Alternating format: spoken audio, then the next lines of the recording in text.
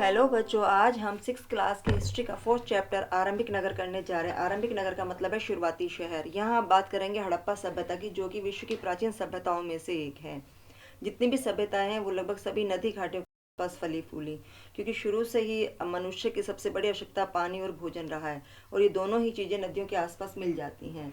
तो हम शुरुआत करते हैं हड़प्पा की कहानी की। लगभग 150 साल पहले जब पंजाब में पहली बार रेलवे लाइनें बिछाई जा रही थी, तो इस काम में जुड़े इंजीनियरों को अचानक हड़प्पा पुरस्कार मिला, जो आधुनिक पाकिस्तान में है। उस समय इंजीनियरों को इस बारे में कुछ पता नहीं था। उन्होंने तो बस ईंटें ली और उन ईंटों को जो है रेलवे ट्रैक पर यूज़ कर लिया। उसके बाद लगभग 80 साल पहले पुरातत्वविदों ने इस स्थल को ढूंढा, और तब पता चला कि यह खंडर उपमहाद्वीप के सबसे पुराने खंडरों में से हैं। चूंकि इस नगर की खोज सबसे पहले हुई थी, इसलिए बाद में मिलने वाले इस तरह के सभी पुरास्थलों में जो इमारतें और चीज़ें मिली, उन्हें हड़प्पा सभ्यता की इमारतें कहा गया।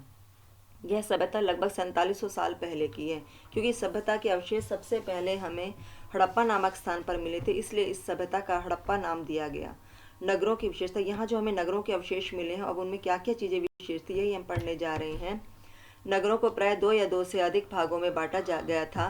प्राय पश्चिमी भाग को छोटा और लेकिन ऊंचाई पर बना होता था, और पूर्वी हिस्सा बड़ा था लेकिन ये निचले इलाकों में था।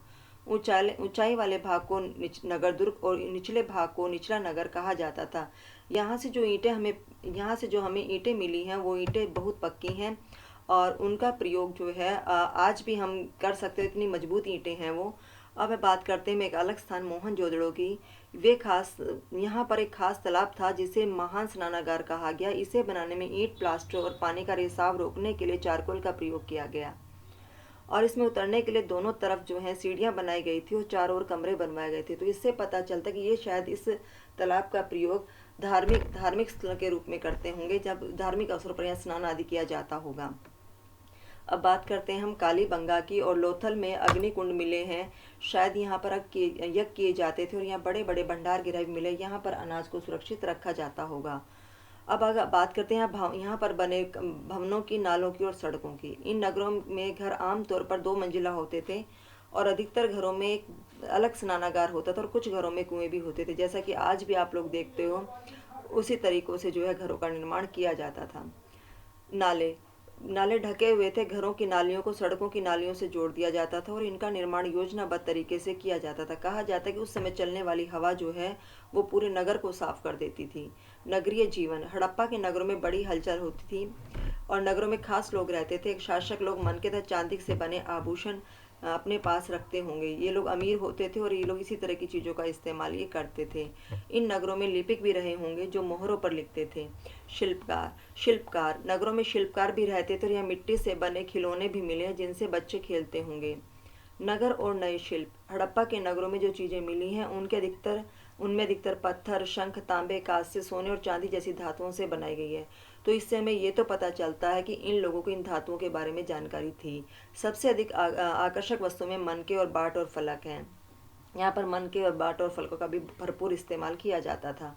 मोहरे। ये लोग पत्थर की मोहरे बनाते थे, और इन आयताकार मोहरों पर सामान्यतः जानवरों के चित्र मिलते हैं। अब जो ये बर्तन इस्तेमाल करते थे वो किस प्रकार के होते थे कि ये लोग काले रंग से डिज़ाइन किए हुए खूबसूरत लाल मिट्टी के बर्तन बनाते थे। ये शायद इन बर्तनों का प्रयोग खाना परोसने और खाने को रखने आदि के लिए भी करते थे। वस्त्र। संभवतः 7000 साल पहले मेहरगढ़ में कपास की खेती होती थी, और मोहनजोदड़ो से कपड़ों के टुकड़ों के अवशेष, चांदी के फूलदान के ढक्कन तथा कुछ अन्य तांबे की वस्तुओं के चिपके हुए मिले हैं। पक्की मिट्टी तथा फेन से बनी तकलियाँ सूत कताई का संकेत देती हैं। तो इससे ये तो हमें पता चलता है कि जो है यहाँ पर इन लोगों को कपास की खेती का भी ज्ञान था।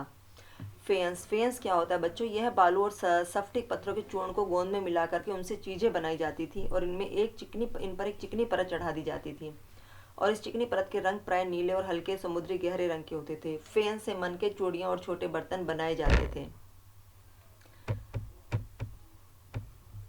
नगरों में रहने वाले लोगों के लिए भोजन। ये लोग शायद कच्चे माल के लिए भी गाँव आदि पर डिपेंड थे, और वहाँ से एक स्थान से दूसरे स्थान पर चीज़ों को लाया ले जाया जाता रहा होगा।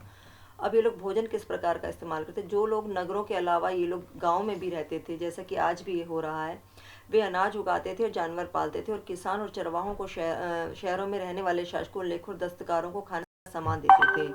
गेहूँ, जौ, दालें, मटर, धान, तिल आदि चीज़ों की यहाँ पर खेती की जाती होगी।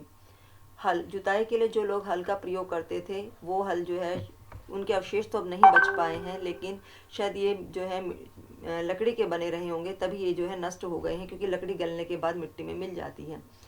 ये लोग पानी का संचय भी शायद सिंचाई के लिए करते होंगे, और ये लोग चारे और पानी के लिए तलाश में दूर दूर तक जाते रहे होंगे। ये बेर जैसे फलों का जो है इकट्ठा करते थे और मछलियां पकड़ते थे और जानवरों का शिकार करते थे। गुजरात कच्छ के इलाके में खातिर बेत के किनारे धोलावीरा नगर बसा था और यहाँ हड़प्पा सभ्यता के अवशेष मिले हैं। साबरमती एक उपनदी के किनारे बसे लोथल में भी इस सभ्यता के अवशेष मिले हैं। यहाँ भंडार गृह भी था और यह कई मोहर और मुद्रांकन काम मोहरबंदी भी यहाँ पर मिले हैं। अब मोहरबंदी क्या होता था बच्चों, ये लोग जब सामान को बेचते थे तो वहाँ पर जब लेके जाते थे उसे उसको थैले में रख करके उसको बंद कर देते, वो चिन्हित कर देते थे उसको मोहरों से। तो इस प्रकार से जो है वो गीली मिट्टी उस पर लेप कर दिया जाता था। तो इसे भी मोहरबंदी की छाप कहा, या मोहर की छाप को मोहरबंदी कहते थे। सभ्यता का अंत, अब ये सभ्यता का अंत कैसे हुई, ये सभ्यता नष्ट कैसे हुई, इसके बारे में पुरातत्वविद केवल एक अंदाजा लगा रहे हैं कि ऐसा हुआ होगा। वास्तविकता किसी को भी आज तक नहीं पता चली है। और यहाँ की जो लिपि है उसको पढ़ने की बड़ी कोशिश की जा रही है, लेकिन उसको अभी तक पढ़ा नहीं गया है। लगभग 3900 साल पहले एक बड़ा बदलाव देखने को मिलता है। अचानक लोगों ने नगरों को छोड़ दिया, लेखन, मोहर और बाटों का प्रयोग होना बंद हो गया, मोहनजोदड़ो में कचरे के ढेर लगने लगे, जल निकास प्रणाली नष्ट होगी, सड़कों पर झुग्गी नुमा घर बनाए जाने लगे। यह सब खत्म क्यों हो गया कुछ नहीं पता। कुछ पुरातत्वविदों का मानना है कि नदियां सूख गई थी, शायद जंगलों का विनाश हो गया था, फिर या कोई बाढ़ या कोई महामारी आ गई। महामारी जैसे इस प्रकार आज भी कोरोना फैला हुआ है, जिसका कोई अंत हमें नहीं मिल पाया है अभी तक। फिर शासकों का नियंत्रण समाप्त हो गया और आधुनिक पाकिस्तान के सिंध और पंजाब की बस्तियां भी उजड़ गईं। तो ये थी हमारी हड़प्पा सभ्यता का अंत, शायद इसी प्रकार हुआ होगा।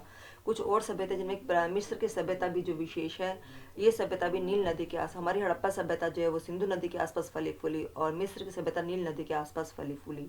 यहाँ पर जो पिरामिड में हमें मिले, पिरामिड क्या होते हैं कि मिस्र के शासक अपने राजाओं ने बड़े बड़े अपने मकबरे बनवाए, और इन्हें पिरामिड कहा गया। राजाओं के मरने के बाद इन्हीं शवों को इन्हीं पिरामिड में दफना कर सुरक्षित रखा गया। इनके साथ अनेक चीजें भी दफनाई जाती रही थी, जैसे जो वहाँ पर अगर खुदाई करके जो हमें मिली है चीज़ें, पिरामिडों को देखने से पता चला कि शायद इनके साथ इनकी दास दासियों को भी जो है दफन कर दिया जाता था। जैसे कि प्राचीन काल में हमारे यहाँ भी मान्यता थी कि भाई मनुष्य को मृत्यु के बाद भी इन चीज़ों की आवश्यकता पड़ती है। तो इस प्रकार से इन सभ्यताओं का अंत हो गया। तो बच्चों, ये हमारा लेसन यहीं समाप्त हुआ। Thank you.